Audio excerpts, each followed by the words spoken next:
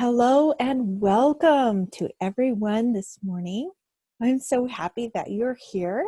We're going to be talking about a subject that is possibly bandied around quite a bit, and there's a lot of unsureness and possibly some untruth that's been assumed because of marketing and that type of thing.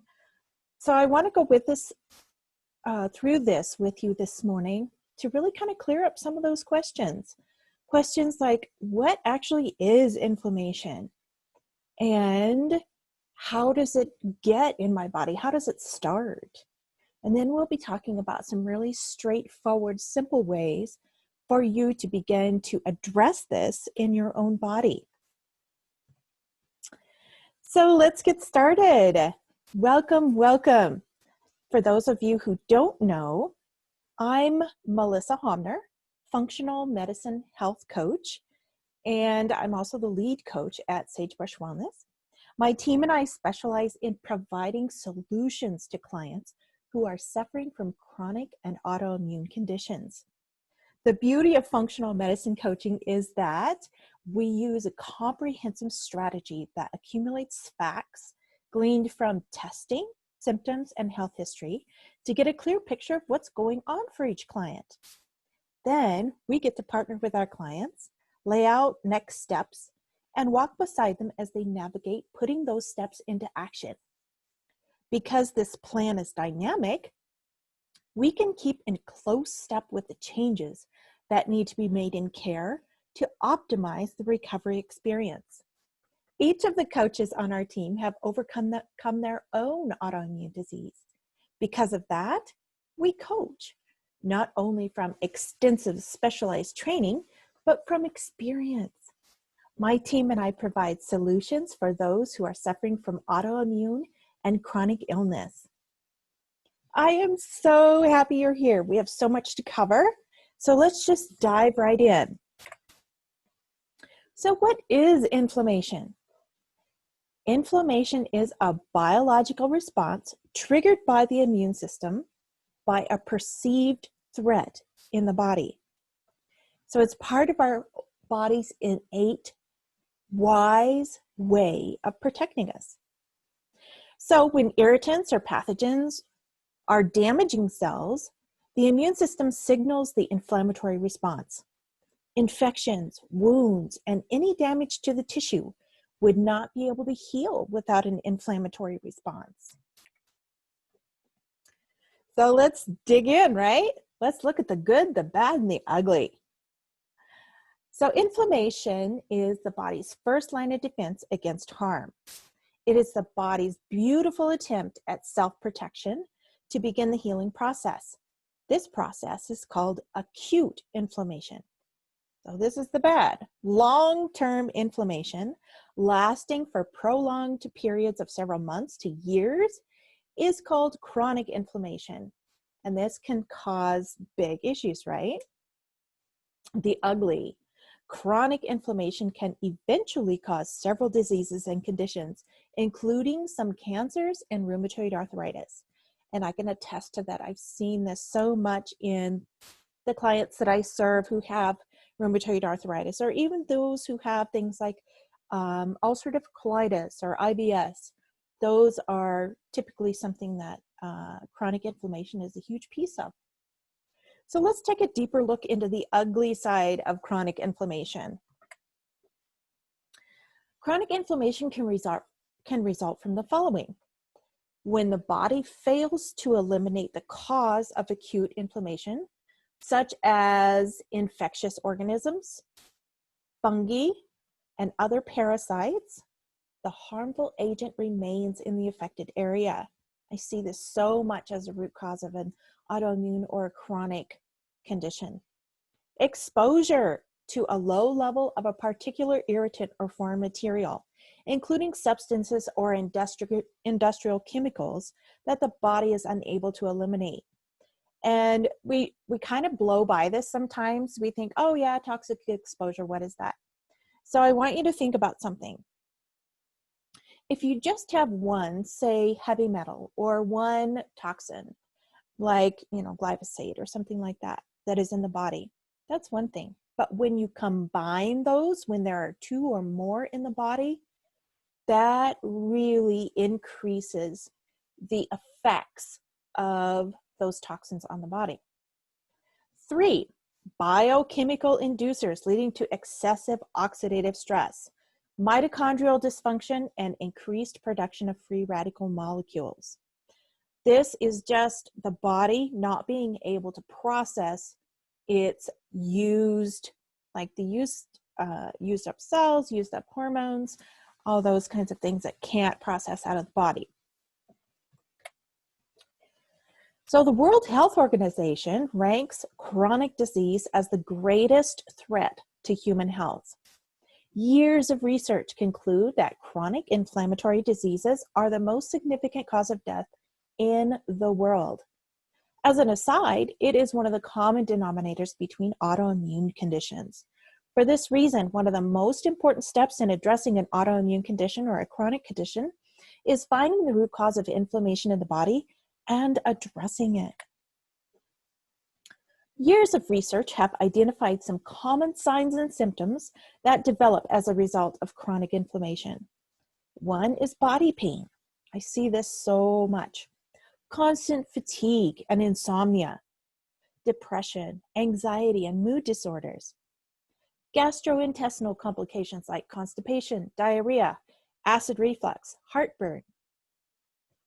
Weight gain is another one. It's a big one. This is a response in the body, a protective response in the body, right? When there's chronic inflammation. Frequent infections.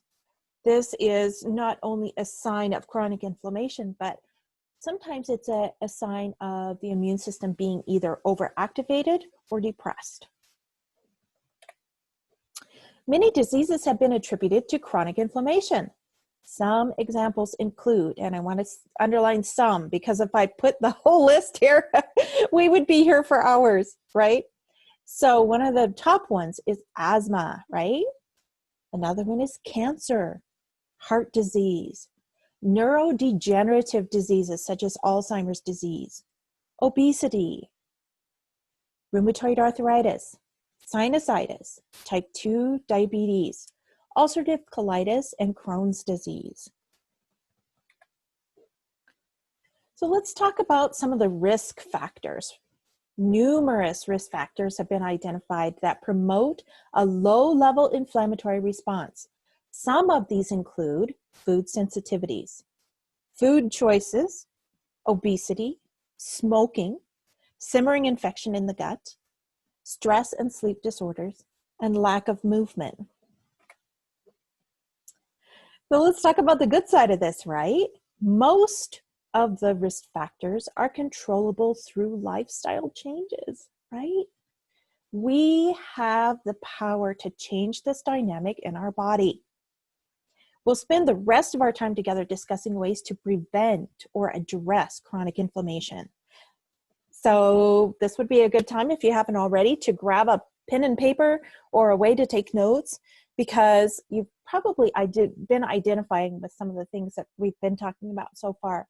So I want you to really be able to write down things that we talk about now that could help you overcome this dynamic in your body. All right, this is really, really big. Smoking is a significant contributor to inflammation and is a lifestyle factor that is controllable, right? We get to choose. Cigarette smoking is associated with lowering the production of anti-inflammatory molecules and inducing inflammation. Let's talk about the food choices. One of the best ways to reduce inflammation lies in your refrigerator. An anti-inflammatory diet should include these foods. So tomatoes are really great, unless you're sensitive to the nightshade family of vegetables. I often see sensitivity to the nightshade food group in people who have joint pain. So olive oil and omega-3 oils, these can be You know, you can cook with olive oil. Another good oil is avocado oil to be able to cook with it. But the omega oils, omega-3 and omega-6 oils, are really helpful for bringing down inflammation in the body. You can go get those in a supplement form, or you can get them by eating specific foods. And if you'd like a list of those, I would encourage you to look up foods that contain omega-3 oils. So what omega-3 oils does is it helps to reduce inflammation. But omega-6 oils also help with the body's ability to be able to turn off the inflammation so that it doesn't become chronic. So a good balance of those two are really great. Green leafy vegetables such as spinach, kale, and collards. I'm laughing because I'm thinking of some comments that my boys have made about, oh my goodness, it's green, so it must be healthy. So nuts like almonds and walnuts, these also carry a good balance of usable fats, and they can help with providing some really great oils for your body. Fatty fish like salmon, mackerel, tuna, and sardines. These are also really great for helping supply the omega oils to your body. I do want to caution you though, some of these fish can have a higher mercury or heavy metals toxicity, so you need to be careful about where they were raised or caught to make sure that you're not adding to the burden that your body's already carrying.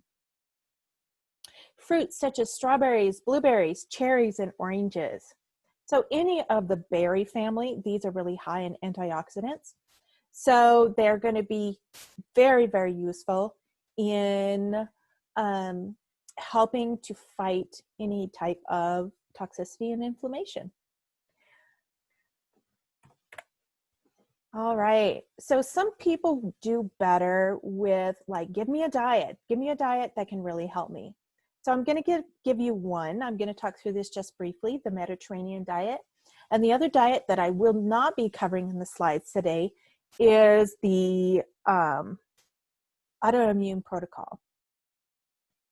So the Mediterranean diet is something that's pretty easy to follow. There are a lot of books and cookbooks out there that can help you do this diet well.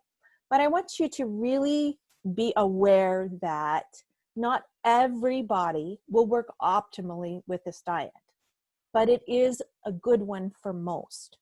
Some people, if their gallbladder is not working really well, all of this heavy fat can be really hard on them. So it's not that you shouldn't use the Mediterranean diet, it's that we need to really address the liver gallbladder combo and really help that bile duct begin to flow and support the body around breaking down those fats. All right, so numerous studies have shown that the Mediterranean diet is associated with weight loss, reduced risk of heart disease, strokes, type 2 diabetes, and a premature death. So here's some sample meals for the Mediterranean diet. Day one, breakfast could be something like Greek yogurt. And if you're sensitive to dairy, which a lot of people who have chronic inflammation are, you can use yogurts that are made from things like coconut milk, almond milk, that type of thing. And put it with strawberries and gluten-free oats. Lunch could be a really great salad with some sort of grilled meat with possibly some walnuts and some really great salad dressing that is made from olive oil. Dinner could be a tuna that has been grilled and a piece of fruit for dessert, and maybe you could have a nice salad with that. Day two could be gluten-free oatmeal with raisins. Anytime we can add a good amount of protein in the morning, that is great. About 20 ounces of, or 20 grams of protein in the morning can really set your body up for success for the day, especially if you have challenges with blood sugar that goes from high to low. So lunch could be some of the leftover tuna from the night before, and dinner could be a salad really smothered in colorful vegetables, olives, and maybe some goat cheese or something like that. So the Mediterranean diet is something that's very easy to find. Once again, the guidelines and some really great recipes to make it easy for you to be able to follow this. All right, we touched on this already, but I want to really talk about some inflammation causing foods. This is something that I deal with so very much with my clients, right? Because food is one of the easiest things to really change, right? Because we get to choose what we put in our mouth. So I want you to think through as we go through this list and write down the foods that you take in on a daily basis that could very possibly be inflammatory to you. If you have questions around this or you just want to chat, please email me. We'll set up a free session and just talk this through. So I want you to really stop eating these foods. So refined carbohydrates, these are not helpful to you at all. Some of those are things like white bread and pastries. Fried foods.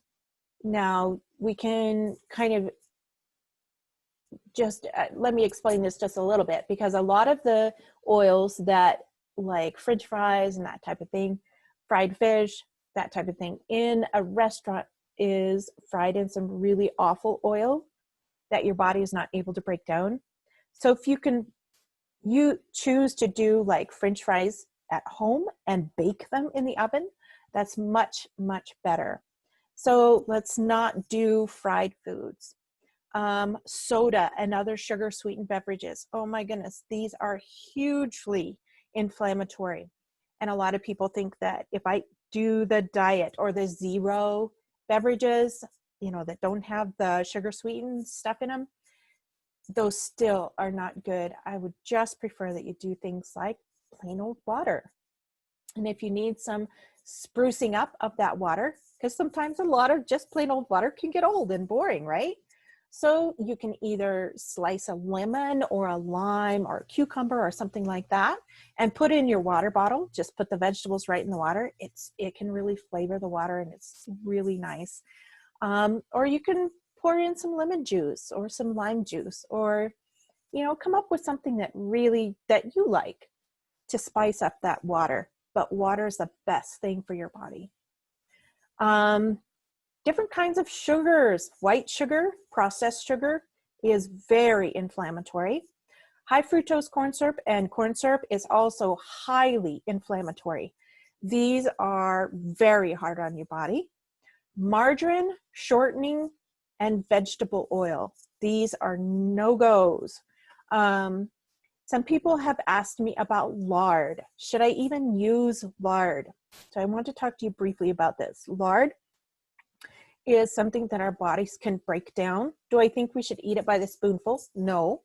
But I also know that it is an unprocessed food and our bodies can do much better at absorbing it. The same thing with butter, right? Real butter. Unless you're really sensitive to dairy, butter is can be a good thing to use instead of something like shortening or margarine. So I want to touch briefly on two that you've heard about, right? Gluten and dairy. So most people who have autoimmune conditions or chronic illness could do very well without gluten in their body, right? So I'm not going to get into a real deep discussion about gluten, but just know that can be very inflammatory, as well as dairy. And it may be the body is actually sensitive to it, or it may be as well that the body is not able to produce the enzymes or the stomach acid that is needed to really break those down and make those useful in the body.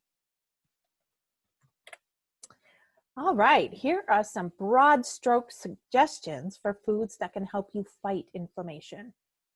So when you're looking for what do I use instead of white bread, gluten-free bread is best. And finding breads that are simple, that have few ingredients, are really great.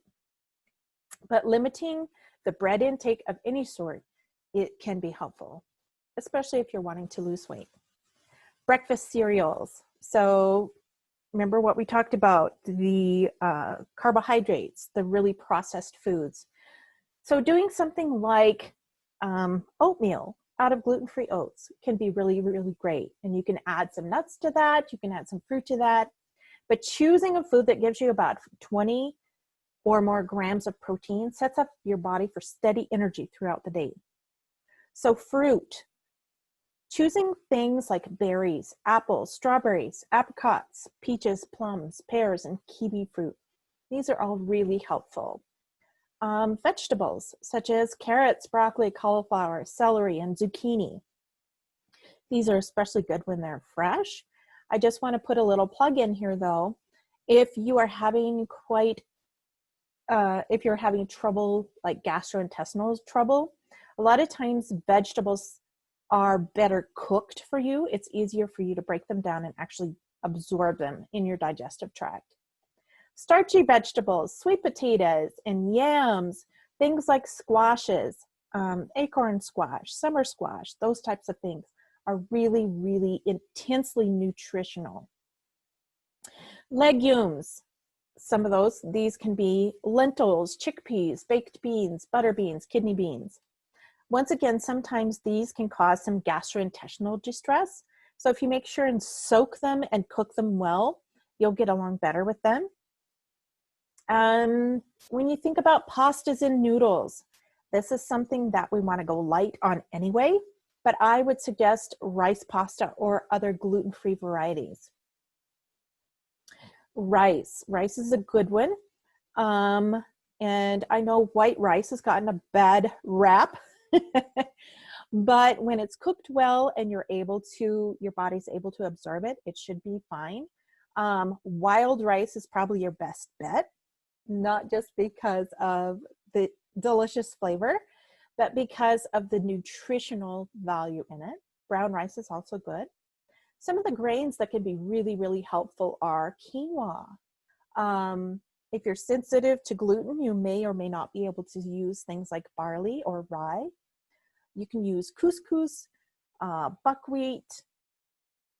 Yeah, there's just a whole list of different types of flours that you can use. So there's just some good broad stroke ideas for what to use as your food choices. Exercise is huge. It's another essential step in reducing inflammation. So try to participate in 30 to 45 minutes of aerobic exercise. This is great for the heart. And 10 to 25 minutes of weight or resistance training at least 4 to 5 times per week. Too much stress. This is a huge driver for inflammation in the body. Stress signals the body to produce a hormone response known as fight or flight. While stress serves as a protective mechanism to alert us to harm, many people today are living in a state of chronic stress. This is a really, really big one. I want you to be aware of this. Chronic stress causes stress-related hormones to be continuously present in the body, causing inflammation. There are so many different ways for managing stress, and some of them can double as physical exercise. A few common methods include yoga, meditation, guided imagery, gratitude journaling, deep breathing exercises, and walking. Sleep matters. Getting restful sleep every night is essential to combating inflammation. While we sleep, our body performs key healing and restoration processes. The average healthy adult needs 7 to 9 hours of sleep each night. How about you? Are you getting enough? If you wake up feeling tired or sluggish during the day, you may need more sleep. Or we may need to test your hormone levels. Create a bedtime routine. And this is something that I want you to really think into. This is so easy to do, but it's something many of us don't, unless we're being very intentional. If you have difficulty going to sleep or staying asleep, try developing a nighttime routine to help signal your body when it's time to rest. So here's some things you can do. Avoid eating or drinking caffeine in the hours before bedtime. Sometimes I've had clients that can't do anything more than coffee with breakfast. If it's in the mid-morning, mid-afternoon, forget it, they can't go to sleep. Participate in calming activities such as going for a walk, meditation, or stretching. Reading and listening to music is also really great. Try turning off electronics an hour before going to sleep. I'm not going to go into this too far, but I want you to think about the blue light from your phone, from your TV, from your computer. That light actually messes with the production of melatonin.